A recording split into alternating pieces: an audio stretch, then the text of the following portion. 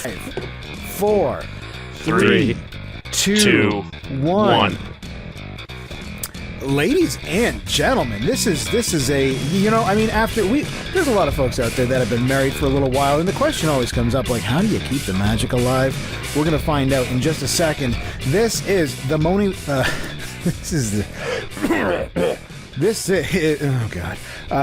this is all staying in, too. It's the Mosby Learning Podcast and just the pinnacle of podcasting quality. My name is Dan Hirt, and I'm calling in from Mississauga, Ontario. My name's Adam Kostiks. I'm calling from Dallas, Fort Worth. And this is Eli Berant calling in from Metro Detroit. Metro Detroit. Interesting that you are not Gibbs. Eli Berant, how are you, sir? I'm doing very well. Pleasure to be here. Good. We're excited to have you here. So far. Yeah, TBD. It's early days, but this is so. Gibbs, we gave her the night off again. You know how it is. Guys. You got to be flexible, and that's what we are. We're flexible here at Mosby. Eli, you and I, we go way back to I don't know, 2012, 2013, something like that. Well, we crossed paths without seeing each other in 2012, the summer of 2012. Yeah, it's like ships passing through the night, right? Where we both were applying for the same position. Made it very hard on that company to choose who it was going to be, and you won. You were chosen above me in what I was told was a very very difficult decision. But they went with you because they felt sorry for you. But I was going to say, I'm always eager to debase myself, so it's like whatever gets me the job. You know what I mean? Right. So a year later, job position comes open at the same place, and they immediately call me because it was that close, and I accepted that position. And then we met on my first day at that employer, where I still am with Flagstar Bank. And the first thing you came in and met me and said, "Hey, I'm with the training team. You wanted me to introduce yourself?" And then I kind of put two and two together by the time we went to lunch. And I said, when we sat down and were eating lunch, I said, just so you know, you got a pretty high bar to meet, because if you beat me to get this position, you must have done a hell of to get this position, you must have done a hell of a job, because I walked out of all the interview process thinking that there's no one that could have got that job above me, and you did. Well, and I don't want to brag, man. Wow, I don't want to brag. So they actually kept your resume on file? That's usually just like what you hear. Hey, we'll keep your resume. We'll let you know if anything else comes. I thought it was all BS myself, because that's all I'd ever known. But apparently it was that close, and that as soon as that position became available, like I was stalking that job, right? And I saw the posting come out at night, and I reapplied for the job, but I got a phone call the next morning, which recruiting doesn't work that fast anyway. No. So I was like, wow, that's that's amazing. But no, she gave me a phone call and said, "Hey, are you still interested in this position?" And given the state of mortgages and everything that was going on in my niche, so to speak, circumstances, and there was to your credit, there was zero animosity, because you're a classy dude. And just to give folks a glimpse into what it is that you do, well, what's kind of the without tipping your cards too much, what's your regular workday look like? What sort of things in the L&D scene do you do? Oh, it's grown leaps and bounds, especially over the last 2 or 3 years. I've gotten more involved in learning. E-learning development. I've branched off from just ILT sessions, whether it be live or webinar type. Doing a lot more e-learning, started doing voiceover, and really starting to expand and break for the modern learner, and break from the recorded PowerPoint to make sure that we've got more engagement. Just trying to find ways to get the learner to see and retain our stuff. Make sure that we've got more engagement.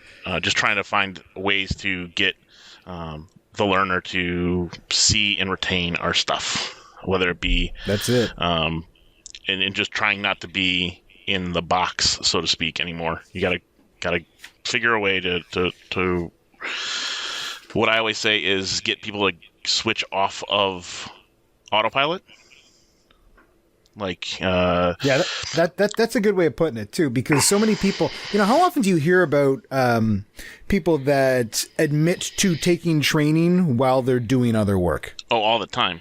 Like the perfect example I give when people say, "What do you mean by brake autopilot?" Let's say you're in line at like Target, right? And you know that the person at the cashier is going to tell you, "Would you like to save 10%, 20%, whatever it may be, by opening a credit card with us today?" Right? You know it's coming, and it would make you come out of autopilot, grab the wheel, and go, wait, that's not what I was expecting to hear. And so anything you can do to get people to take that pre-loaded response and like engage is something that is we're working for. There's a phrase that I've been kind of starting to implement with my clients as far as getting buy-in to try something a little more interesting. And I kind of liken it to, okay, historically, maybe we've had like a lean back training experience, and we want them to lean into this. We want them to lean forward in their chair to actually be engaged as if it were a game or a really intense movie or something where they're like, they're like almost not on the edge of their seat, because I don't think we're ever going to do that. But, just something that's kind of making a lean forward sort of event. Yeah, kind of like that picture you sent me the other day, Dan. And I'm not going to go into the exact details of it, but there was a picture of a meeting that you sent me on LinkedIn, and it was a business meeting, and there was a couple people standing up front and looking at everyone's dressed in a suit. They're all nice. They're financial people, and they're sitting back and they're talking about how this was, a rally for everybody. No lie, there's probably 50 people in the room. I counted, because after you sent it to me, I looked at the picture and then I kind of started examining it. About 20 people were on their phones looking at something different while somebody was standing there. The other people looked bored out of their minds. They were just going through the motions of being in a meeting. It looked horrible. It was pretty funny that you sent it to me. You picked up on that. Everybody else was like, looks like great fun. Oh, yeah. And it jumped out so big. And maybe it's just because once you start labeling stuff like that, you start looking at it. It's like, because there was such a difference between what the text above the photo said, and then what the actual photo was. The text was everything was exciting, blah, blah, blah. Like, we're all fired, something like that, right? And then the first three people in the image are leaning back in their chair. It looks like they just finished a pasta lunch. They were all like, it's a picture, so it's hard to tell. But if I had to guess, they were sluggish at best. Very sluggish. Yeah. So was this like an action shot or like a stock photo? No, it was this a was real an meeting. action shot from the event. Yeah, real meeting. Yeah. Real event. Yep, that's right. We'll forward it over to you. I don't want to get too far into this because, ladies and gentlemen, we have a treat for you. Speaking of a lean forward experience, we're going to make available in the show notes for this this is a Mosby Learning Bingo card where you can play along and listen for your favorite Mosby buzzwords. And I don't know. You finish the whole card, you get to take a shot or something like that. But we'll make that available. There are some sleepers in there, some that you might not have heard, but they were there. And there's some that you're gonna smash that button by the end of the episode. You've got about another hour to fill that card out. So go to the go to the show notes, which are going to be found at mosby.ca/013, as this is our 13th episode, lucky number 13, as it were. I thought we could skip 13, kind of like elevators. We just go right to 14. Did you ever notice that they don't have a 13th floor on an elevator? Yeah, if there's one group of people that I don't want to be believing in the woo-woo superstition, it's like my architects and engineers. Yeah, they know. They know. They said to stay away from 13. They don't even put it on the floor. They just take it away. Get it out of there. Well, maybe it's not them. Maybe it's the people that are in the elevators. Maybe it's kind of a user-centric design. It's not not them at all. All right. Hey, let's talk about social media for a second. This is it's a learning podcast, but what sort of social media updates do we have? Are there any, Adam, on your end? Nope, just continuing to do Twitter and Just lighting Twitter ablaze. I am lighting it ablaze. It's actually really easy, so it's kind of posted about Mosby Learning. So check it out, Mosby Learning on Twitter. Did you confirm if it's 160 characters or 280 characters? No, I never go that far. Okay, so It's very shallow. okay, then I'm gonna claim Very you're right. shallow content. I am. If you guys are looking for me, I have with great reluctance joined Instagram. You could find me there. Dan Talks Training. I thought that was a fun little handle. Eli, you're all over Instagram though, aren't you? I am, but not in the learning and development category. It's not in the learning and development space, as they call it. You are, as kids call it these days. And it's 280 characters for Twitter right now.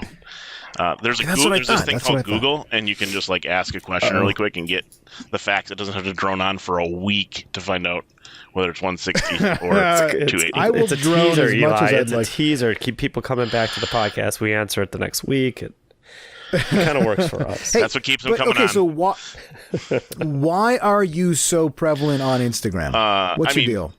I'm not like... We didn't talk about this, but do you want to share? Yeah. You want to share your sideline? Yeah, there? like I've got a side business that I do, fly tying, and I've got in the fly tying world, in this little corner, I've got a pretty good thing going. It's not something that's super popular in the big world, but in this little world, I got a good thing going.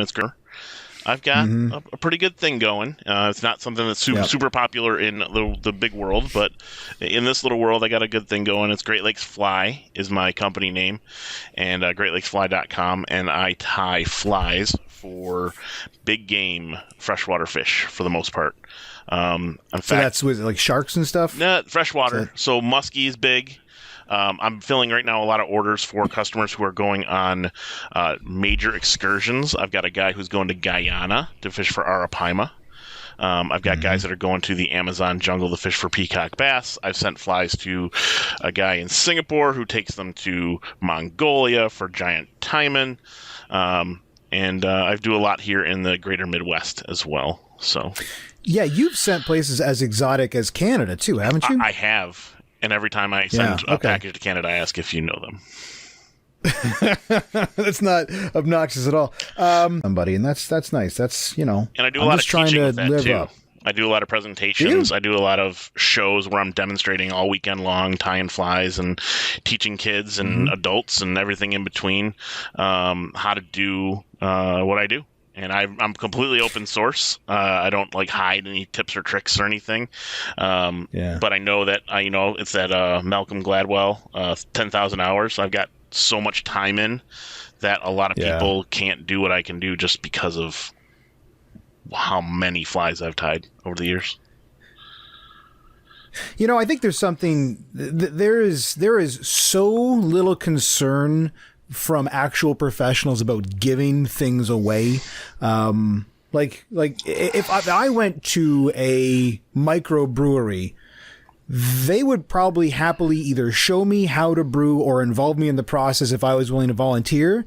And it's not like I'm going to go open a microbrewery next door and compete with them. It doesn't happen. It doesn't happen. Well, the other thing is you can usually see them coming a mile away, the people that do want to do that stuff. Yeah, that's true too. Yeah.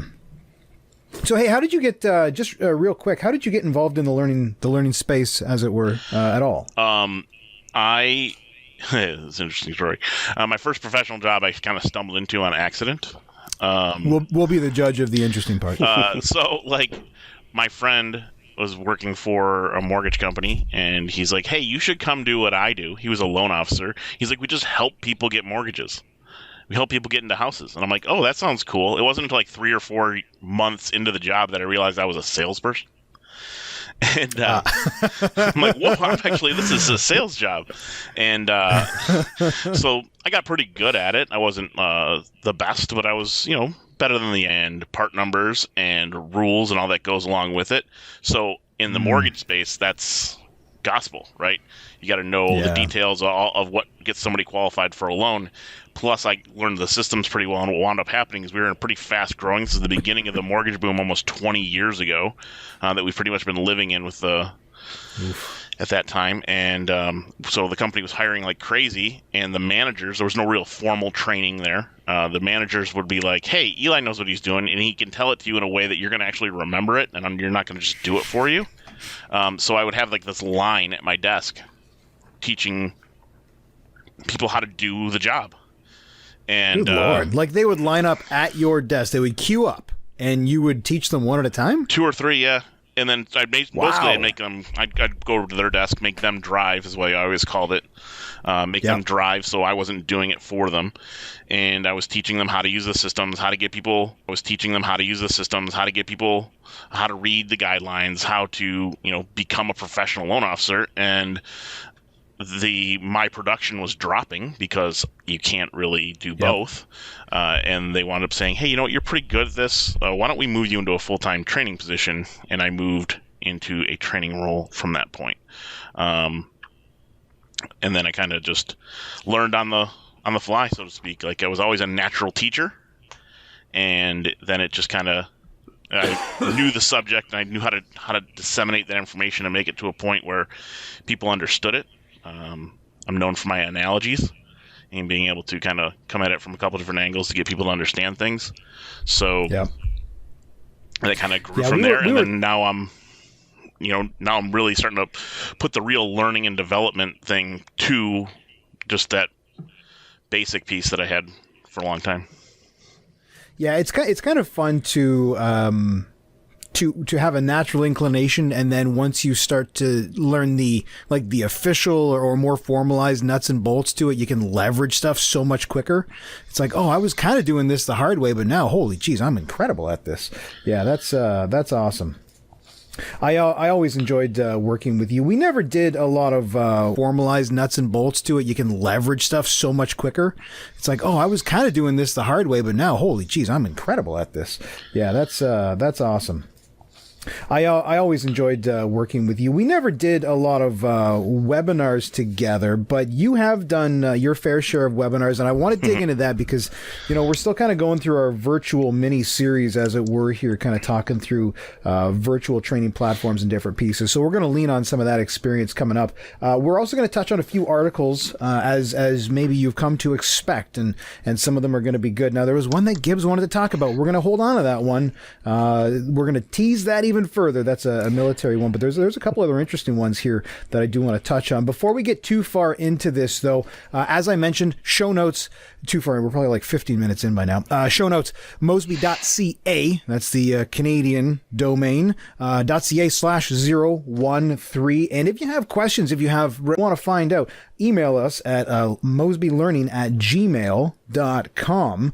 And before we get too far, ladies and gentlemen, last week we had, I'm not going to lie, I listened back to it. It's kind of a quality control sort of thing. And I had in my head what I thought was like a really squeaky clean episode, but we did get a note from Portland, and this is kind of the you done messed up here. You done messed up, Aaron! It's not my place to interpret here, so I'm just going to read it, and we can all just maybe be better for the experience. Okay, so on our previous episode, one of us made an insensitive comment about, quote, substitute teachers, quote, being glorified school VCR cart pushers, despite the fact that it's 2019 and VCRs no longer exist. Substitute educators, as they're properly referred to in the NEA.org, that's National Education Association, NEA.org, that's National Education Association, provide a critical link in the education of public school children by serving as a bridge to provide continued quality education to children in the temporary absence of regular classroom educators. The comment was in bad taste not only because we are supposed to be a learning and development podcast, but also due to its proximity to Substitute Educators Day, which took place this past November 22nd. Substitute Educators Day is observed on Friday during American Education Week every year. We at Mosby Learning would like to salute the efforts of substitute educators and would ask them to please accept our humble apologies. Going forward, we will make a sincere effort to recognize substitute educators as the professionals they are. And I would just like to add my personal heartfelt apologies and thanks to educators across the world who may be listening. So, Apologies all around. Why don't you take us through that first piece, that gem that you've got in front of us there in the show notes called Evolution of the Modern Learner? No, actually, you said it wrong, and I came across this this past week. Thank you. And had to send this to you immediately when I saw it on Slack, and send it right over. It's the evolution. In the previous episodes, we've talked about the modern learner. We've talked about ad nauseum feelings about the modern learner, and Eli, I would love to hear your opinions on that too. But today, I think one of the big things that we need to talk about is the evolution of the modern leader. The modern leader. The modern leader. And I know when I sent this to you, immediately you sent back some choice words. Some of the things they talk about in here is that, in the past, leaders demanded respect. Now they earn respect. Okay, I can get behind that one. But there's a couple in here that I think will really kind of stir people up. In the past, leaders need to earn respect. Okay, I can get behind that one. But there's a couple in here that I think will really kind of stir people up. In the past, leaders need to be IQ focused. Now they need to be EQ focused. And Dan, I'll just pause there for a moment because I know you had some strong choice words. Okay, so are we just saying that people being smart, who gives a damn anymore, as long as we can all just sit down and kumbaya and be chill together? Like, because that's what this okay. Is So saying. Yes. I get what they're trying to say. And we've only touched on 2, and there's maybe 10 points, and we should source this properly. This is from the my eyes are getting old, MTD training group. Is that right? That is correct. Okay, I'm not sure who they are. Maybe Eli, would you be so kind as to use that magical website that you have to find out who MTD training group is? I can do that. Thank you very much. Well, and you have a whole week. We can get back to it. That's true. We're gonna tease it. Just tease it. We'll tell you about it next week. But that's the dumbest thing I've ever heard. I don't understand why 2 things can't be true at once. That's well put, I think. Yeah. So it could certainly be about IQ and EQ. I have no problems with that statement at all. Adam, what are your thoughts on this? I think it should be both. Yes. I think it should be both. I don't think you need to stop having IQ. I think, leaders should have pretty high IQ, and a lot of things going. As a modern leader, you have to be educated. You have to know what's going on. You have to, see what's going on in the industry. Yes, you have EQ too, but it's not one or the other. And the way this is set up is now it's one or the other. What's another choice one that you have on there? I thought this one was interesting. If it isn't broken, and then that's the past, and now the future is let's break it and change. And I'm all for change. However, if it's not broken and it's doing what it's doing, not everything needs to be broke again. Like going out there and just breaking things that are running smoothly for the sake of breaking things is probably a bad decision. Like let me kind of spin this one way, and Mr. Berant, tell me what this sort of analogy does for you. A taco does a perfectly good job as a taco, but for some reason Taco Bell just wanted to add layer upon layer upon layer to it until it was not a recognizable taco anymore. Like that to me is changing something for the sake of changing something. Yeah, they make up their own foods. Yeah, I think they did that, and it was called the gordita. Like micro-learning and nano-learning. Nano-learning. Speaking of making shit up. Yeah. Oh, Eli, nano-learning is something else. Yeah, we'll have a TikTok update next week, I hope. Oh, yeah. That account's coming. There was one on here. Hide. Oh, Eli, nano-learning is something else. Yeah, we'll have a TikTok update next week, I hope. Oh, yeah. That account's coming. There was one on here. Hides emotions. Yeah, I was just that's the past, man. That's old news. We don't want you to hide emotions. We want you to be the new learner, the future. The future of leaders. They need to be open. I have no issues with that. And vulnerable. This I don't even know what this means.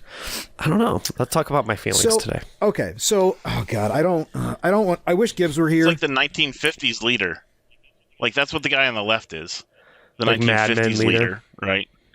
Yeah, like Mad Men, and then now it's like the new and enlightened woke leader on the in the future. So you know what happens? He's even dressed like that. In this picture. He's dressed like Zuckerberg. That's what he looks like. He needs a hoodie, but he's got a t-shirt and tight jeans on. Yeah. Well, we're assuming they're tight. And he's even dressed like that in this picture. He's dressed like Zuckerberg. That's what he looks like. He needs a hoodie, but he's got a t-shirt and tight jeans on. Yeah. Well, we're assuming they're tight. And they look tight. A phone. His legs and could then be skinnier. A briefcase. Yeah. It could be. So let's talk about this hiding emotions versus open and vulnerable thing that again, this is what we're reviewing right now, ladies and gentlemen. It's the MTD group, our training group, Evolution of a Modern Leader. And the past, we as leaders, we held our emotions to ourselves. We didn't expose them. But in the future, to be a successful leader, we need to be open and vulnerable. And I think that their transparency is incredibly important. I do. But again, I think shouldn't it be a little bit of both? Because if I'm a leader and I'm super open and I'm like fired up about something and I'm angry about something, does that benefit my team if I'm on a little tirade? No, it doesn't. You need to, but like it's in the middle. It's both. It's not one or the other. I hate shit like this. Anyways, what is there anything else? Because I'm already done with this thing. Is there anything else that you want to know about? Do you want to know about MTD training? Oh yeah, okay. And this isn't to disparage. I just want to know what the source of this is. They are MTD training is are management training specialists with award-winning leadership and management training programs, and programs is spelled PROGRAMMES. So they're British. And looking at their address, it is not a U.S.-based company. Yeah. It may be Canadian. Well, it could be Canadian. Yeah, it could be Canadian or British program. That's one of those things that I've always been confused about, because sometimes it feels natural to spell it MME, and then so much of my international experience is just end it with an M, and that's that. So I don't know. Let me see what the zip code is as letters and numbers. You wrote it with a U, and I'm like, what? What? Yeah. Well, I'm Canadian.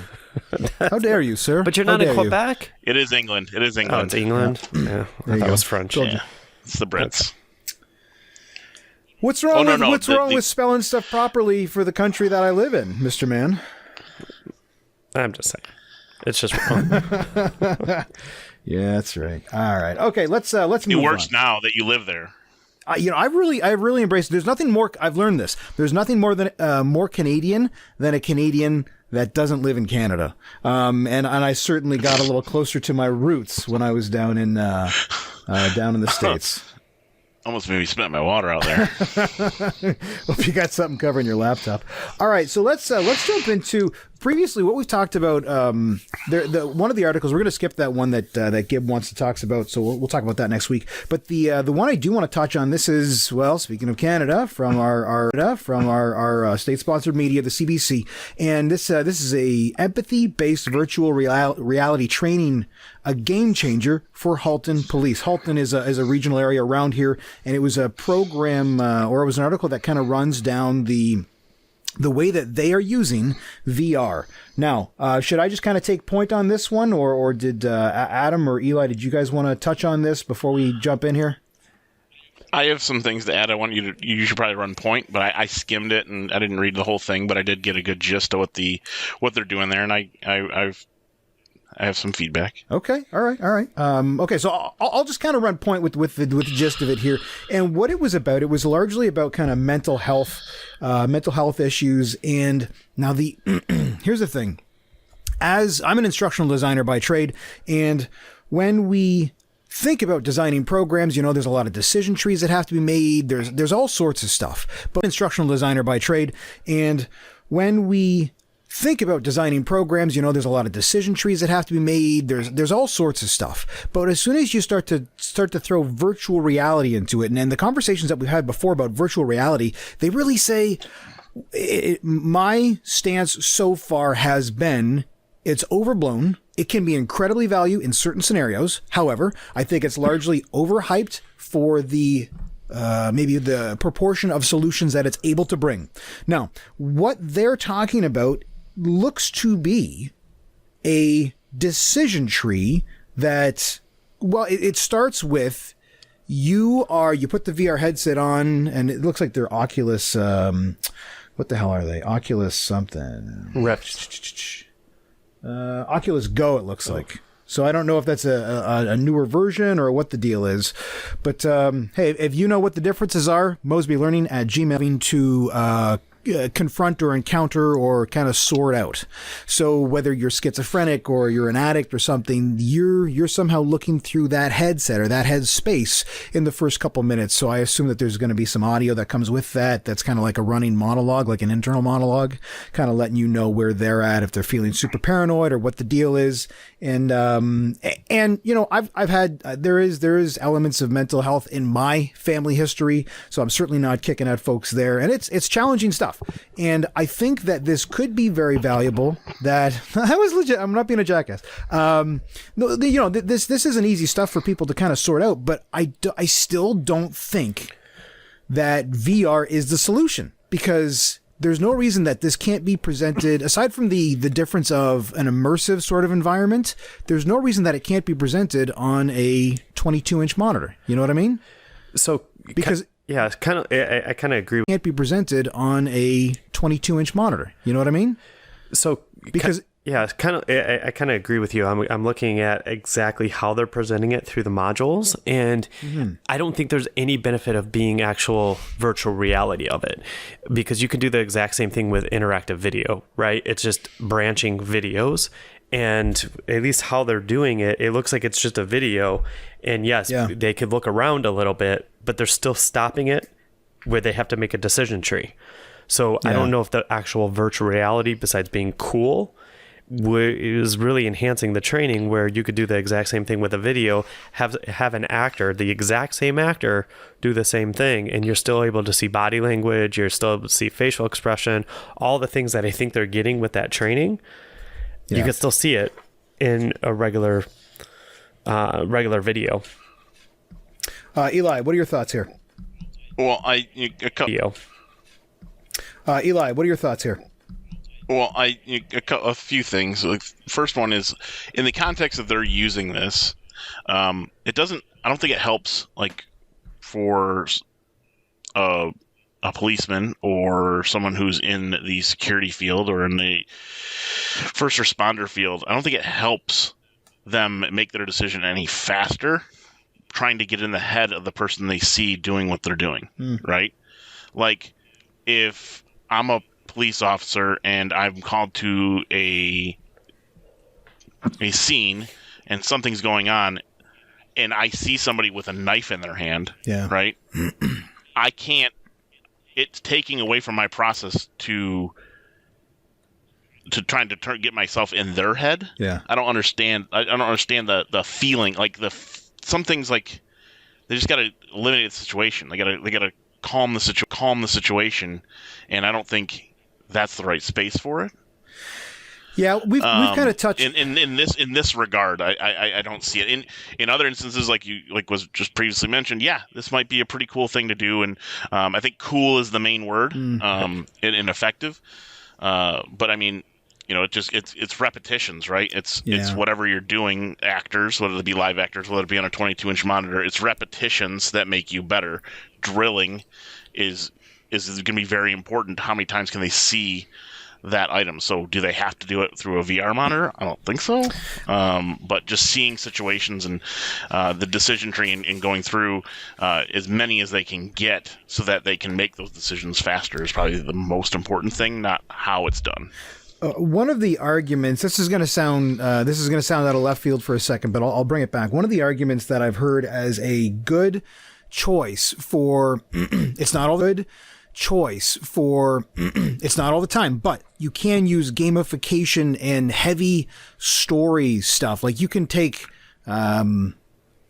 like now we're in space, or we're in Candy, or just something that's a really sort of fantasy based thing, something that's really crazy. You could take that and use it to allow experts in their field to maybe step away from the fact that they always have to feel confident and know the answers, and they can make it more of an interesting place to explore ideas that may have parallels that aren't directly related to their role. And in the same way that kind of break from the standard allows those people to possibly kind of explore some new ideas to help them move their skill set forward, maybe this VR thing is an opportunity that these guys are using to bring in that empathy piece. And I'm sure it's been brought in before. Like, I don't know a lot about police officer training. I'd love to, because it is such a fascinating, and it's just my heart kind of goes out to these guys and gals, because this can't be freaking easy to do, you know.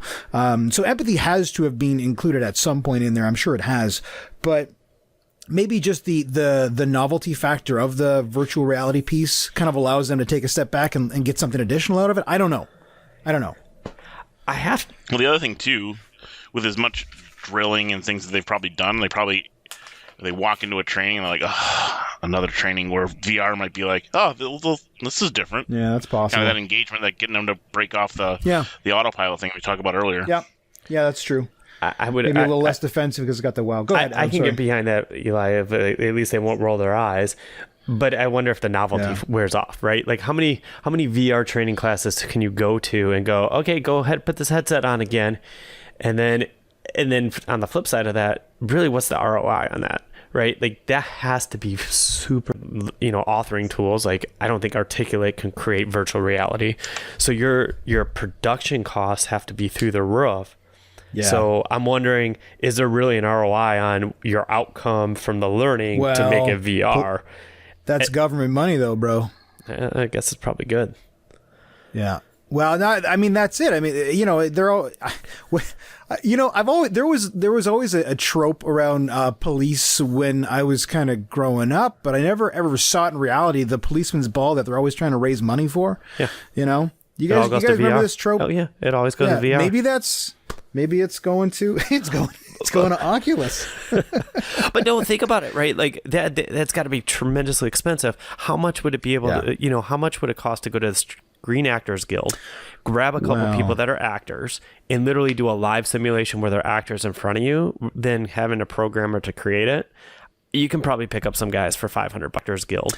Grab a couple people that are actors and literally do a live simulation where they're actors in front of you, then having a programmer to create it. You can probably pick up some guys for $500 a day. I guarantee you that costs a lot more than that. I don't know. I think the recording, that's the cheap side, but you can scale it. So, I mean, it's not just the police force in Halton that gets this. This could be police forces everywhere. So I think the ROI is there because VR, to its credit, scales, as long as the content's relevant for the audience. I think I read in the beginning of the article that they make thousands of hours of this, or thousands of items. It's a lot. Like, that's a lot of money putting into, especially if it's not just in this one scope, this mental health virtual reality. If they're doing it in other places, this company's might be selling some snake oil. Well, exactly. Speaking of snake oil, put it in perspective, I just had a vendor lunch last week. No, 4,000 to 7,000, and they're a legit company, and they're good. They're not huge either, right? So they're kind of mid there. So if you're talking 4,000 to 7,000 for a 3 to 5 minute video, producing something like that. I know scales, budgets are all different depending upon where you go, things like that. But I feel like that one's going to be tossing a lot of money. And Oculus is probably banking.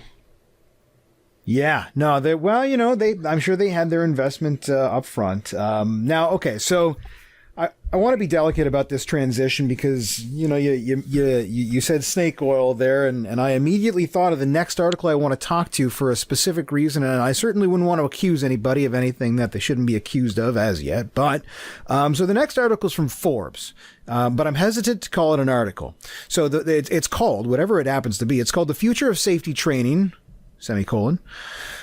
No, that's a regular colon. Regardless of the type, looking at VR and immersive learning. Now, this is written by, like I say, it's in Forbes, Forbes.com, and it's written by Lauren Fade, a gentleman named Lauren Fade he's co-founder of VR Vision Inc. And it just really gives kind of a high level of the benefits, and it increases retention, no sources cited, effective and scale, no argument for scale, effective should be fine. Like I don't take issue with those things, but they're just a couple things like that. Now here's the thing though. This is an article from Forbes, and there's a little tiny bit of text beside one of the many logos and things that's underneath the immediate title that says paid program. And here's my title that says paid program. And here's my, I don't know, this is just maybe old man paranoia here, but, and I looked at another article. I started Googling, well, what the hell does this mean, this paid program Forbes? You know, what does that mean? And ultimately, these are people that they've been somehow vetted and they have received training on writing, or maybe they have written things before, but they don't get paid by Forbes to do this. So these are not, they're articles that are written possibly with an agenda of sorts. And so this guy's trying to sell us on VR, and he happens to be a co-founder of VR Vision. So obviously he's got a stake in the game, you know? But this is my whole thing with the hype around VR, that it just, I think that everybody needs to pump the goddamn brakes and just actually sit back for a second. Let's not make this the lean forward thing. Gaming, 100%, go nuts. But when it comes to actually spending the budget, the freaking blowing the budget that this sort of stuff would cost, like we just highlighted, I just think that it's not the immediate right way to go. I don't know. Do you guys have any thoughts on that? Whether it's are you railing against clickbait? I'm not even clickbait. It has nothing to do with celebrities. It is though. Like I check out the local news rags here, Detroit Free Press, Detroit News websites, and you always see in the articles, in the legit articles, you always see an article, and at the bottom it says like sponsored article or like paid program, whatever. They're commercials. Yeah. They're Yep. Instead of a banner ad, they're a commercial. They're an article, like a faux article that is. It's just a different way of getting someone to click the ad. Yeah. I don't know, Adam. What are your thoughts on just the Yahoo does the clickbait articles all the time? They kind of slide them in.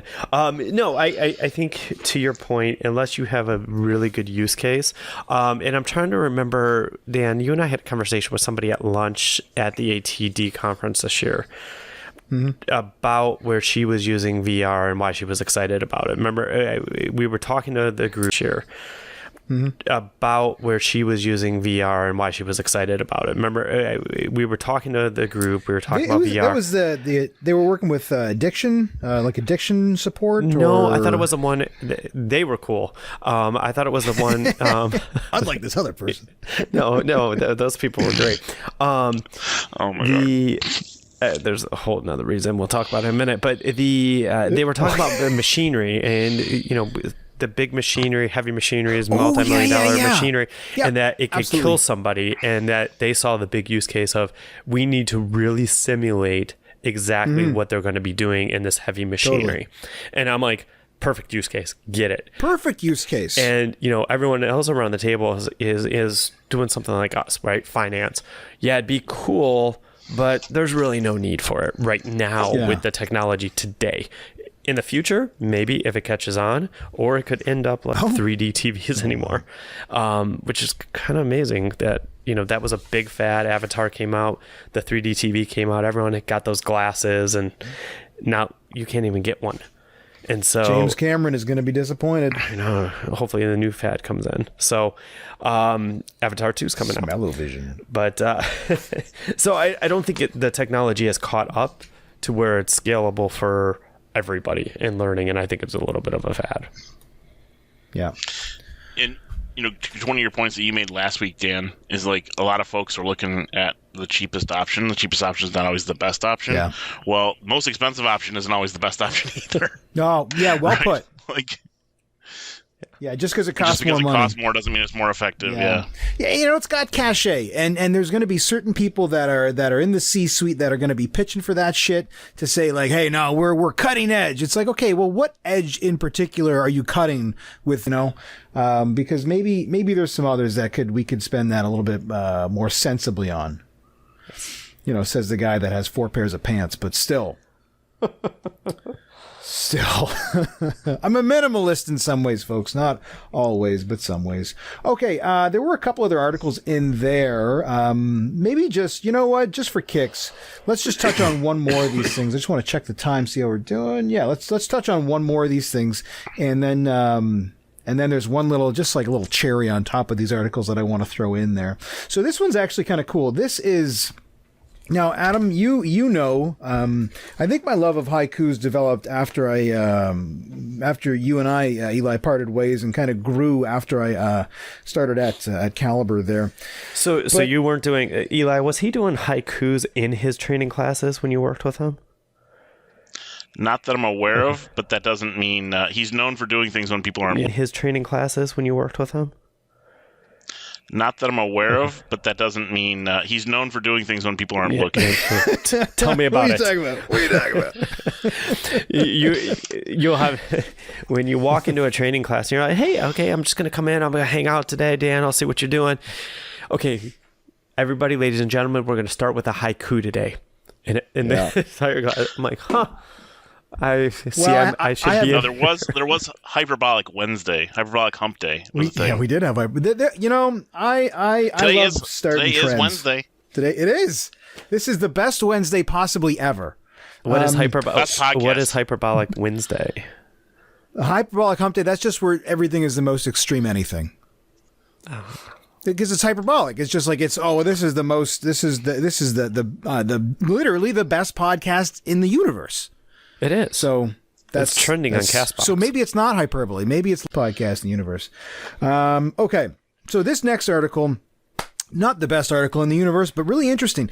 And it's called "The Amount of Training Lexus Requires of Workers is Mind-Blowing." This is from driving.ca. And if you want to hear American articles, your American hosts will have to give them to me prior to the show. Otherwise, it looks like we're just doing, well, except for Forbes, we're just doing Canadian articles. But this was super interesting. Is there a wall? Is there a wall for American, for like articles can't cross the border? Yeah. Well, not yet, but it's being there built might as be we after speak. today. I don't know if you saw the headlines. Trump and Trudeau had a little falling out today earlier. So there may be a wall coming. Wow. Well, it's, it's a matter of time until fisticuffs break out between No, those two. seriously, I'm sure. they got in a little tiff today. No, That'll get interesting. I saw that. And it was the best fight ever. Uh-huh. So the biggest rift between Canada and America ever. it's appropriate for the time, I think. I mean, Maple syrup has been shut off. the pipeline of syrup will not flow south. Tariffs. We're going to tariff it. Okay, back to training, you guys. The subheader: the thousands of hours of skills practice logged by line workers at Toyota's TMMC plant in Cambridge, Ontario, shows up in the cars that they build. So I did poke around. So Lexus is a lot of folks probably know it's the luxury branch of Toyota. And we have, as you heard, in Cambridge, Ontario, just a couple hours from where I am right now, we have a Toyota plant. And it's actually incredible, the stuff that they have these folks on the line doing. So apparently, the interior of the car, Lexus is specifically known for the quality of their interiors. And they're talking about their just, average line worker. Lexus is specifically known for the quality of their interiors. And they're talking about their just, average line worker, their team, I think they call them team members, knowing the exact, it takes about, it's a Canadian article on a Canadian outfit, but 2 kilograms of force, which is about 6.6 pounds, I think. No, what is it? 4.4 pounds. It's 2.2 to a pound, or to a kilo. So about 4.5 pounds of force to push the various pieces into the thing. And they have to be exactly specific with that to make sure everything fits exactly like it's supposed to. And they, every single day, so this is what blew my mind, every single day, they have to use their non-dominant hand to create, and here's the haiku tie-in, to create an origami bird in 90 seconds or less, perfectly folded. Every single day when they get into work, they have to do that. Three of us happen to all have been through Detroit at some point in time. Do you think that the average big three worker would be up for that? If you could see, so I talk about the news rags, right? So the main article right now is how to uncorrupt the UAW because they've just realized that the people at the top were just skimming all this money. Unbelievable. No, that wouldn't have happened with the UAW. Not happening. No, it wouldn't. The modern UAW. we need a diagram for the modern UAW leadership. But just, I don't know, this just absolutely blew my mind that they have these sort of things, and they have, as part of the training, they've got to pick out, they listed, I think they were gray tiles that were almost identical, but there were 30 different shades. And by the end of the training, they have to arrange them in the, you know, along the gradient scale from what, like a slightly less gray to slightly more gray. Like just the, you know, along the gradient scale from what, like a slightly less gray to slightly more gray. Like just the insane, attention to detail that this makes, to me, perfect sense for a Japanese company. Well, and it goes back to like the thing I mentioned earlier about drilling, right? Mm-hmm. Like, yep. You take the most important pieces and you drill it over and over and over again. And I always liken the drilling to batting practice, right? Like role play scenarios and sales or whatever it may be. It's not the same as the actual job, like live fire, like batting practice and taking a swing when the lights are on. But it helps. Yeah. Like, it doesn't hurt you. It helps you get ready and helps you train the muscles and train the brain to know what to do when live fire happens. And it makes a lot of sense that doing these things and they're getting the results that they want. So like you see, okay, we're doing these things and we're getting the results that we want of having these interiors. It's working, and the employees can see that, okay, this does make me better at my job and does make a final output. What's coming off the end of the line, right? If this is like no analogy, it's actually legit. What's coming off the end of the line is a superior product. Yep. Practice makes perfect.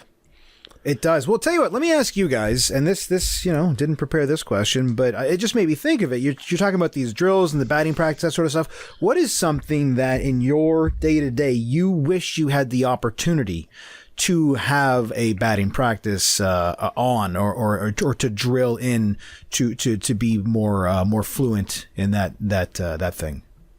Is there anything you guys can think of off the top of the head? That's right. I mean, as a salesperson, Go ahead. It was something that you wanted to do, but I never took it seriously. I didn't like, my more mature self now. Yeah, my more mature self now. Yeah, sees the value in it, where I didn't see it as when I was the one on the other side of the. Adam, sure. I was going to say, it's amazing how many salespeople don't want to role play. You get into a role play class, and there's some people, there's even sales leaders out there that are like, oh, no, we're not going to do role play. And I'm like, how do you not do role play? It is the best way to practice, because you're practicing, and everybody knows it's not real. But the more chances you do that, you'll have more tools in your tool belt when you're in conversations with a customer. And I think this goes back to something you said earlier, Eli, is that two things can be true at once. Role playing sucks and it works. Yes. Yeah, absolutely. Like that's, and I've been saying that for years. It sucks, and I hate f***ing doing it. I hate role play so much, but in the instances that I've had to do it, it certainly works. Right. Well, anytime you're uncomfortable, you're growing, right? So no one's more uncomfortable than role playing in front of a bunch of your peers. Yep. Well, it's the same thing of like, why you look at professional athletes. Everyone's like, oh, they're talented and everything like that. Sure, talent's one, but they all players, right? The football players they'll play. Unless you're the quarterback, most players are going to play 15 minutes a week, but yet they're practicing hour after hour after hour just to get in there for that 15 minutes of total play time. Yeah. It's all practice before you get there. Maybe it's the Japanese tie-in, but I just remembered. I don't know if you guys ever saw the documentary Jiro Dreams of Sushi. You guys ever heard of that or seen that one? I think I've heard of it.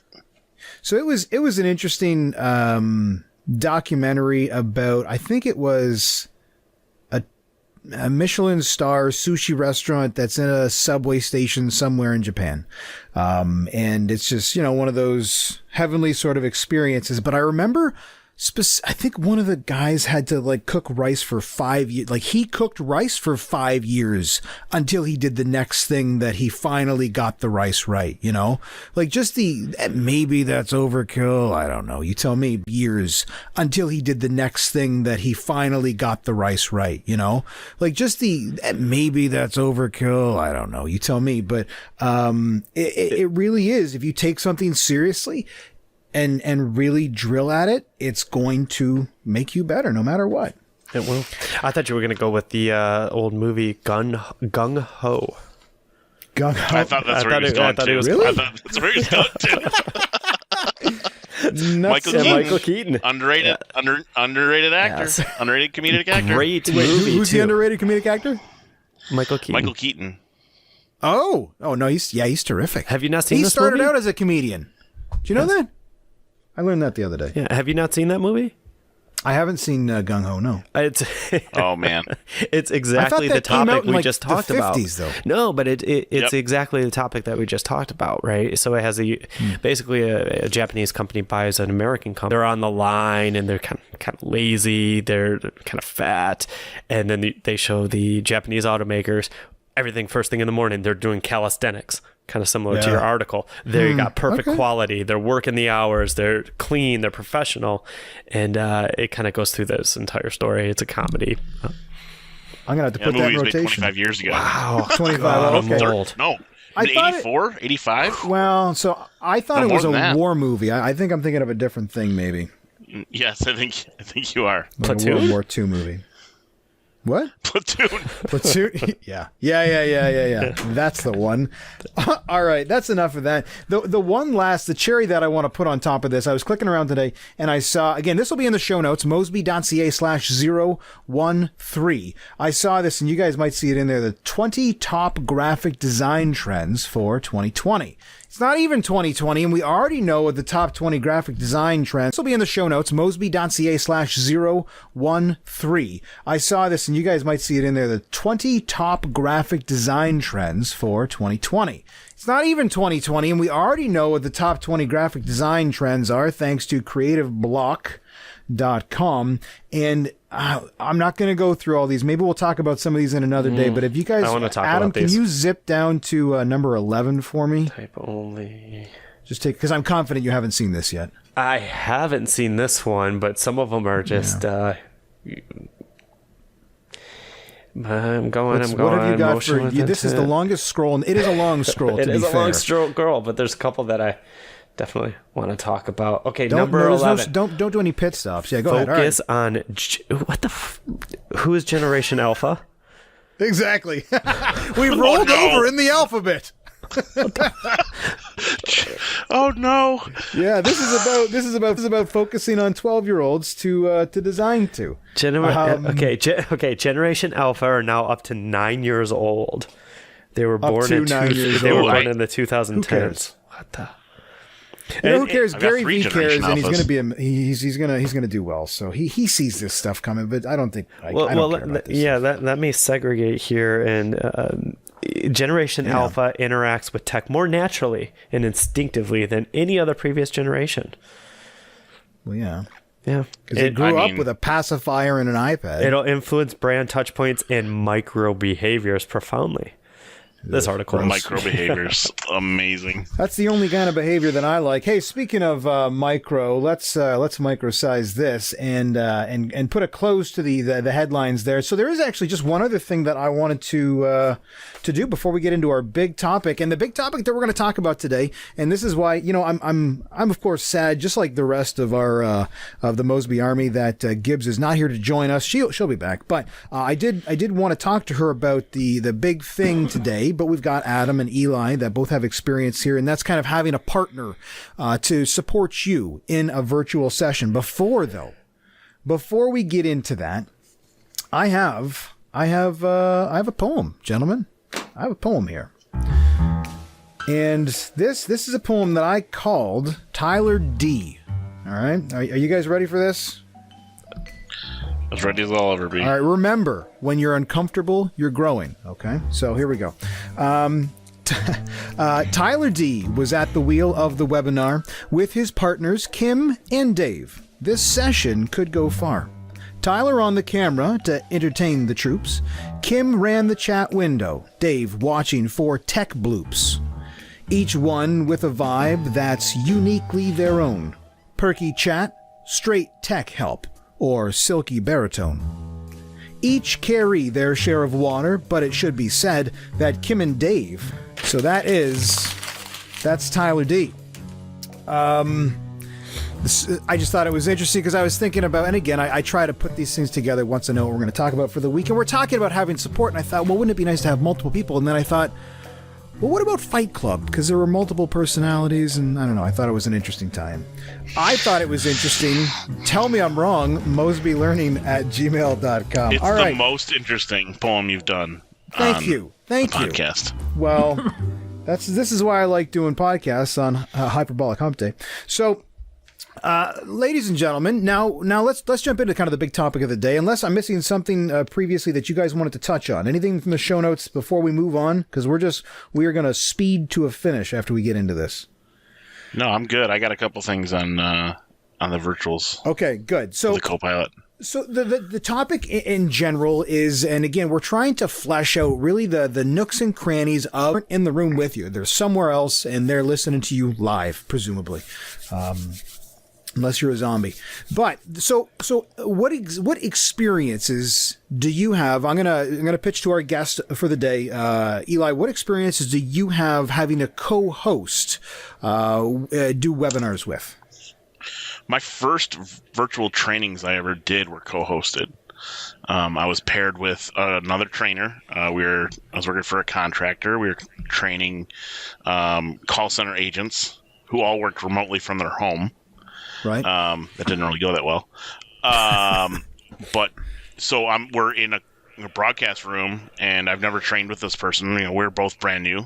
Learn this material, and you go train it to these folks. And I'd never trained virtually before, and it was an interesting experience. And it was nice to have someone else with you, because with never had training virtually, I'd never trained virtually before, and it was an interesting experience. And it was nice to have someone else with you, because with never had training virtually, I didn't know what I was doing, and you learn by seeing someone else do it too. So I was able to see, okay, they're doing this is working, this is not working, so I can immediately adapt to that, and we would kind of throw it back and forth. Team teach it. So that helped us out. It brought our learning curve up, because she had never done it either, and so we really brought our learning curve up very quickly. So you were co-hosting with somebody the first time you did it. You had no experience, and your co-host also had no experience. Only the training that we had, like the 3 weeks of training we had going into the project. Wow. Did you guys have experience with virtuals up to that point? I had never done virtual training. Had your partner? Everything I had ever done was in a classroom. Wow. Okay. Amazing. Very limited experience she had. Wow. That's interesting. Sessions. I know this for a fact. Have you had the luxury of having a partner with and a co-host? Absolutely. Yeah. Majority of the time I'll try to have a co-host if possible, even a passive co-host. So I'll even grab somebody just because it stresses me out. So yeah, I've witnessed that before. Yeah, so I look at it as I'll even grab somebody, just, hey, you come sit here and co-host with me. Just even sit there and run the chat line, make sure you can hear me. I kind of go through a mental checklist of trying to not do the mess ups, mostly because I've done the mess ups in the past, right? I think you hit on it last week. I think you said it last week, a couple of weeks ago. Starting a webinar, not turning your microphone on, or not being able to hear you, or you're just jittery because there's other things. So having that other person, to me, kind of calms my nerves before I get on it, and they can do some of that technical stuff that if it's not right, get on it, they can do some of that technical stuff that if it's not right technically, it's going to go really bad for me when I get on a virtual. So I always try to have somebody, even if they're not doing anything besides just being there. Yeah, it's a bit of a safety net, isn't it? It's and sometimes you got to fly without a safety net, but it's a hell of a lot nicer to have one when you can. Yep, that's for sure. Yeah, so I've had the privilege of, because most folks are probably aware of it at this point, I am usually the pretty face on things and may not have all the details in particular. So a lot of times what I've had the privilege of presenting the majority of the information, but having a subject matter expert on the line to kind of partner and handle the tough questions, and I know, especially as I've learned material, the earlier few sessions when I don't even know what questions I should expect, a subject matter expert on the line to kind of partner and handle the tough questions, and I know, especially as I've learned material, the earlier few sessions when I don't even know what questions I should expect, that's been very helpful. But then as I get better and you go through, you kind of see the questions coming, you know better how to present the material to prevent those same sort of questions to come in, preempt them, if you will. But that's always been kind of fun. I think one of the things that I've had probably the most fun with was working with Gibbs when we did those kind of the double video sessions. I think that there's a lot to that. And we would pass off. It sounds like you guys, Eli, would do something similar. One takes point and then the other takes point. We would kind of pass off back and forth a little bit, or we would have pieces that we would both prefer to present, that's able to kind of allow you the presentation. If you didn't have the privilege of learning the material beforehand, it's nice to lean on somebody else that did. So Eli, you have told me before when we've talked about this, like at lunch and stuff, that you guys have even kind of incorporated certain, or, previously, and when you first started onto it, you kind of had like almost characters that you would use. Does that sound at all familiar? Or oh yeah, absolutely. Yeah, we use characters that bring it in. There are some people that did it more than others. Yeah. Like there was a guy that brought the helicopter, beat on his chest. Radio 6 here, hovering over. Like he'd bring it in. Yeah. Some people use green screens. And like the company that we were contracted with was all about it. Like whatever you could do to bring the the folks in, because it was all day new hire for 2 weeks, right? Virtually. Virtually. That's tough. Everybody and the people we were training were in their homes, right? Yeah. So you were trying to keep them engaged virtually. That's tough. Everybody and the people we were training were in their homes, right? Yeah. So you were trying to keep them engaged, right? Yeah. So they got Jerry Springer on for sure. Oh, it was a clown show. So did you get to just take a step back there? So they're in their homes. You're with a partner, and do you have a camera on them? No cameras. We would every once in a while say, hey, so and so, why don't you come up on camera and answer this question, right? And I mean, what do you do if they don't? You can't. I mean, nothing. The other thing was this was my first time I had gone from training, like professional salespeople, right, to training entry level call center folks, right? Yep. So Jerry my Springer head was totally okay. All these people need to pass. All these people need, we need to hold these people to a high standard, or else they can as I can, and not worry about the stragglers. Like, what do we do? And like, that was a real mind shift for me as to trying to get my head around not only training virtually for the first time, but also training this different type of learner/worker that I hadn't worked with before, that didn't have that carrot of being able to make a ton of money, right?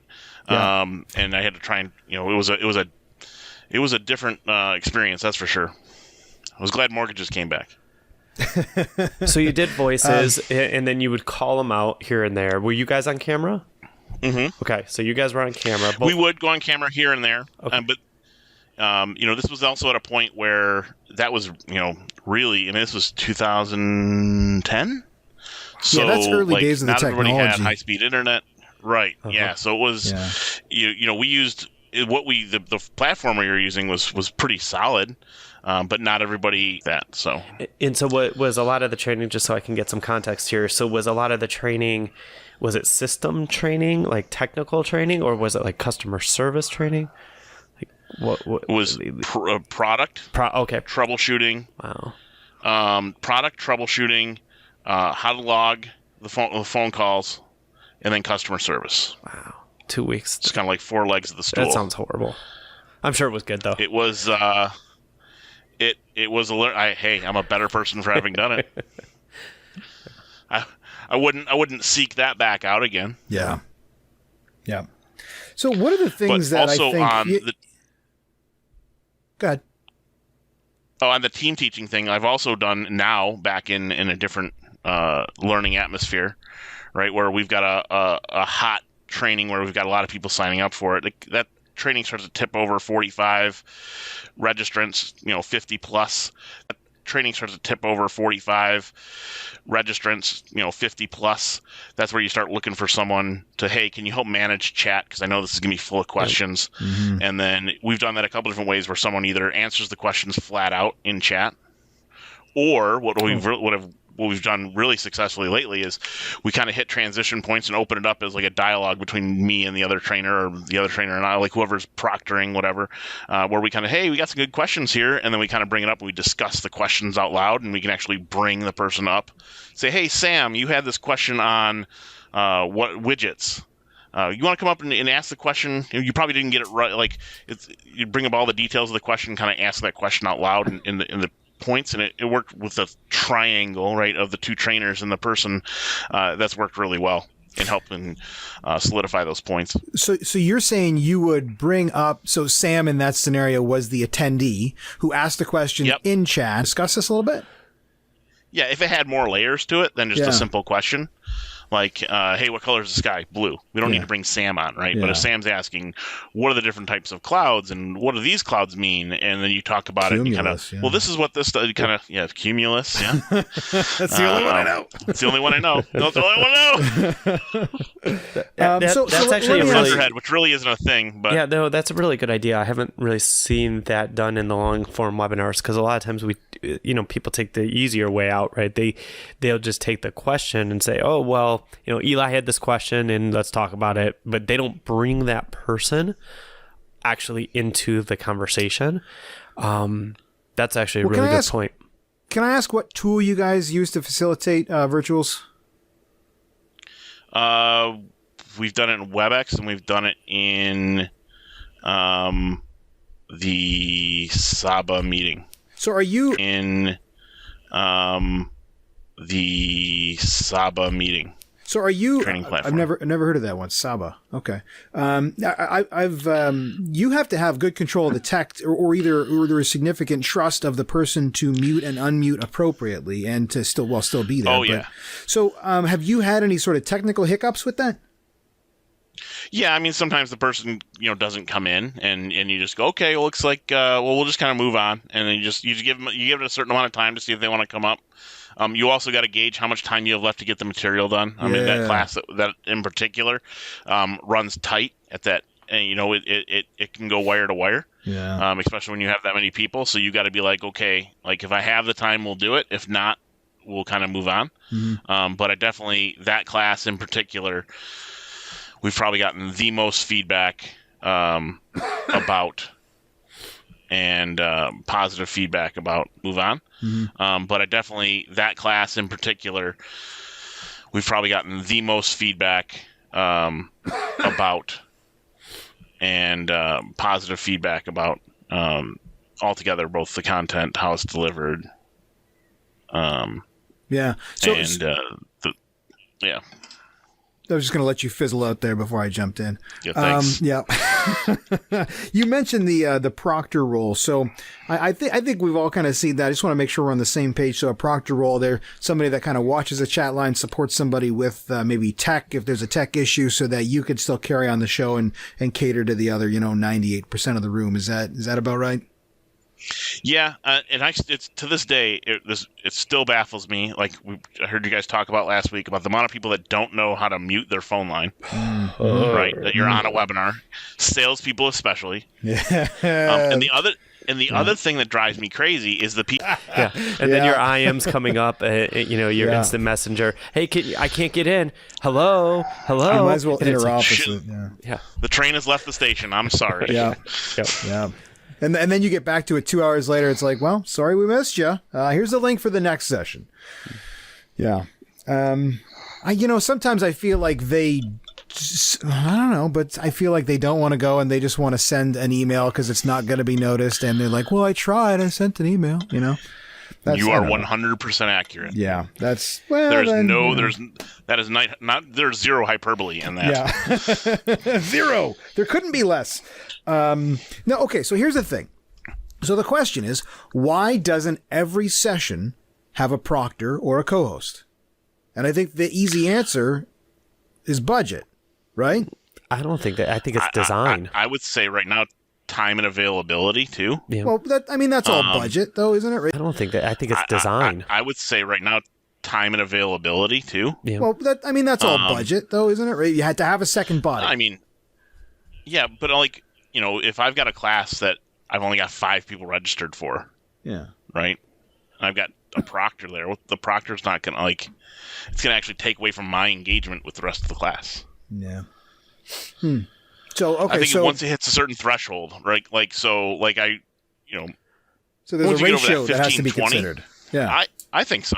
Okay, that's it. That's interesting. I never considered this as a ratio because we talk about it all the time for school, for our kids' classes and that sort of stuff. Well, how many kids? Oh my God, there's 87 kids in a class now. We talk in ILT also. I mean, there's ratios in ILT. If you have to train a group of 40 to 50, it's generally good to have a secondary person there. Oh, sure, but I don't remember ever talking about it as such. Like when your ratio is more. Well, okay, so maybe it just hasn't been formalized, and then that's me just being a nerd saying, let's make a number out of something when it doesn't need to be. Right, I think it's more by feel. Yeah. In the class. More by feel. In the type of class that you're doing, right? If you're doing a technical class where there's going to be questions, one person can't, answer the questions. Yeah. No, you can't lead from the front and help from the back at the same time. Yep. Sure enough. Okay. But, cool. One of the other things on the co-host that I did want to mention that works pretty well is, that co-host, even if they're just a passive kind of co-host that they're just doing the technical stuff or they're just going to literally zone out for the majority of it. They're just kind of there answering, popping the questions over. What we found that's really nice too, though, is that person does start on camera and they're like, they're there is, hey, this is going to be Eli. He's going to be helping with questions. He may reach out to you if you have anything. There he is. And it's like, hey, how you doing? I'm Eli. Is a question or that person needs to jump back in. They can turn back on their camera, but then they can turn their camera off and they can go, kind of work on other things or be just that passive person there. But at least show them in the beginning that there's a person here. So it's not awkward if they're passing questions or they know where to go from an audience perspective. I was doing that when me and Gibbs were doing our thing. I was doing that where I would turn my camera off, and I can't remember if we ended with that format or we just kept them on at the end. I think we just kind of kept them on for both of us at the end. Yeah, but there was a while where I was turning them on and off, and my intention was, okay, I turn my camera on when I have something that at least I thought was good enough to say out loud. So I would turn my camera on as almost like a visual cue to her, my co-host, co-pilot, that she could see that and maybe kind of work it in, but her view, the way that she had her screen set up and the various, apps on her screen, the camera view wasn't visible. So she wouldn't even see when I popped back, and my intention was. So I think there's a big thing that maybe there's something about practice that's in there or rehearsing, which I don't know that we ever actually did. We just kind of felt our way through and found it eventually, Well, I think if you're going to truly co-host with somebody, it takes some practice, right? Like, I look at some of the presentations you and I have done, each one in specific presentations, right? Each one got could have better. Benefited from practice. Yeah. We probably should have practiced instead of just talked about things. But at the end of the day, it got better because we knew where each other were going. I mean, we have the one joke that people just find hilarious about the thank you. I mean, that thing, it kills, it's like, I know the one. Yeah. And, but the timing is perfect in that environment and people love it in an environment. So it does take some practice. And I think that happened organically though, didn't it? I don't think we planned that. No, we did not plan smart it, asses, but it just kept going. And then every presentation we did the same joke, and then it was just perfect. That went. And it's not really that even funny. But the audience sure seemed to love it. But I think practice takes, to kind of go back to the whole thing about role playing and practicing. A lot of people ultimately don't give practice enough to virtuals, and they don't prep for them. They don't think about having a co-host. Oh, I just got it. And they don't really think about the things that can go wrong because they don't practice for it. And so they're not ready for when things do go wrong because they didn't. If they have a co-host, they didn't practice with the co-host to talk with them. If they have a passive co-host, they didn't say, hey, here's what we do as our remediation plan. Or if they have a co-host where they're just going to talk back and forth, they never practice together, so talk with them. If they have a passive co-host, they didn't say, hey, here's what we do as our remediation plan. Or if they have a co-host where they're just going to talk back and forth, they never practice together, so then they're talking over each other the entire time. if I have to be kind of the main dude at the helm and I have a co-host, I really need to understand that person's level of competence with the various tools that are going on in there. So yeah, I would want to, I don't think I've really had to co-host with people that I never had much of either a rapport with or an understanding of, but I would at least want to have a couple sit downs to make sure that I am confident with their competence. Cause that's the thing, man. You crash and burn, those scars stay with you and you're gun shy going forward, you know? Training PTSD. That's right. That's right. All right. Any final words of wisdom on virtual sessions presenting with a co-host? Give you a little bit at times, like if I see the attendance at like 60 to 80 people. I mean, I can handle it. I've done enough trainings where I can handle it, but man, does it make me feel better to know someone else there to kind of like be some training wheels. Yeah. I've also been the training wheels on someone who's training a class for the first time, and I've pulled their butt out of the fire. Yeah. Ooh, You've been here. So what did that story look like? I mean, without giving away all the details and protecting the innocent here. It was a rough one. Okay, fair enough. The most recent one was pretty rough. Yeah. But you know what? That's what you gotta have. It's so important, especially for those early sessions. You need to have somebody that's able to they freaking glide in. They correct the language and they put all the appropriate qualifiers on the thing that was just said completely incorrectly. They do not make a big deal of it and they just move right along. And then of course you debrief afterwards. Yeah. I think that was just said completely incorrectly. They do not make a big deal of it and they just move right along. And then of course you debrief afterwards. Yeah. I think that mentorship role, I don't know if we use that enough in today's world. Maybe we do. I think maybe it's just organization to organization, and depends on the size of the team, that sort of stuff. But, I think that's important. And gosh, you know what? That almost makes me want to, if there's someone out there, okay, this is because I know that 6 people are going to listen to this and one of them's a trainer. But if there's anybody out there that wants to kind of kibitz or bounce ideas off of me, at least, Mosby, just email Adam at mosbylearning@gmail.com. Thanks, man. Put me as the mentor. Yeah. Appreciate that. Well, no, because I really feel like there's sometimes people they commit to something, they commit to an idea, they say, yeah, we can pull this off, and then it's like, oh shit, I don't know if I can do this. But I just love being able to share the experiences that I've had in those scars too. Okay, well, let's close this bad boy, unless there may have been somebody that wanted to say something else. No, which is why, if you wanted to say something else, like I say, mosbylearning@gmail.com, show notes, and get your post facto bingo card at your Mosby Learning bingo card at mosby.ca/013. And again, these things, there's things that go in the background, there's research, there's work there. So I want to thank, again, one of our producers, Ty Roberts, for helping out with that. And Eli, how do people get a hold of you should they want to, or should you want them to? Well, I've recently brushed up due to some arm twisting my LinkedIn account. But you're as excited about your LinkedIn account as I am about my Instagram account. Well, I'm excited about my Instagram. If you want to see some cool pictures of flies, big fish, Great Lake Supply on Instagram, lots of cool stuff. Real cool community too. That's the one thing I've found too, is that the community I'm in with the fly tying and the fly fishing thing is pretty cool, really supportive, and we really pass around each other's stuff a lot and learn a lot from each other. So it's pretty cool. It's a way to take my training thing outside too, where I can kind of show off some stuff and teach people. I send step-by-step photos of how I do certain things to people all over the place. Kids wanting to get into it, teenagers, the only way that the sport of fly fishing is going to grow is by bringing more people into it. So I'm never going to turn somebody away when it comes to that. Oh, for sure, man, for sure. Every one of them is a potential customer. You know what I'm saying? And I've actually had the privilege of kind of going to one of your fly tying. What was it was a class. It was a class where you teach a class in a bar when you're drinking beer and Everybody having brings a their good time. Just talking everybody with brings people. their gear, right? And they all kind of Yep. stumble through it. And I'll was sit around the really table cool. and I teach them one of my patterns. Yeah, no, that's pretty badass. Okay, well, thank you for joining us, Eli. I appreciate that. It's a pleasure. Adam, Thank you. how do you want people to get a hold of you? Sure, either LinkedIn at Adam Costix or just my name at Gmail. There you go. There you it is. go. Adam You got my Costix. name at Gmail? My name, that was a hard one to get a hold of.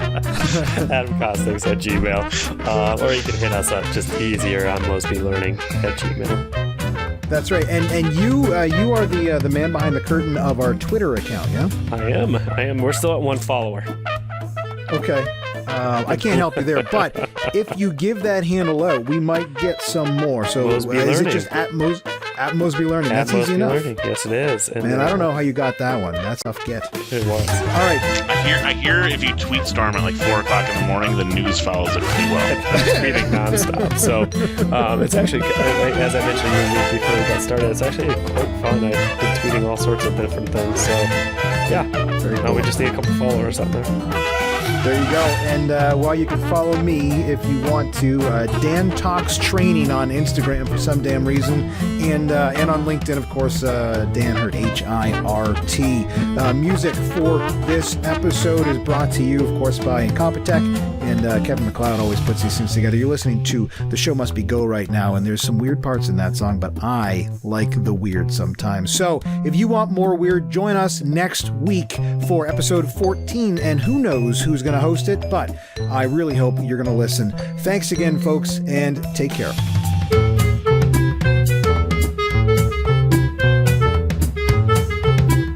A lot of people that don't know how to move their phone, salespeople especially. But no, think about it, right? How much would it cost to go to the Screen Actors Guild, grab a couple people that are actors, and literally do a live where they're actors in front of you? You can probably pick up some guys for $500 a day. If I have to be kind of the main dude at the helm and I have a co-host, I really need to understand that person's level of competence with the various that are going on in there. So yeah, I don't think I've really had to with people that I never had much of either a rapport with or an understanding of, but I would at least want to have a couple to make sure that I am confident with their competence, because that's the thing, man. You crash and burn, those scars stay with you, and you're gun shy going forward, you know.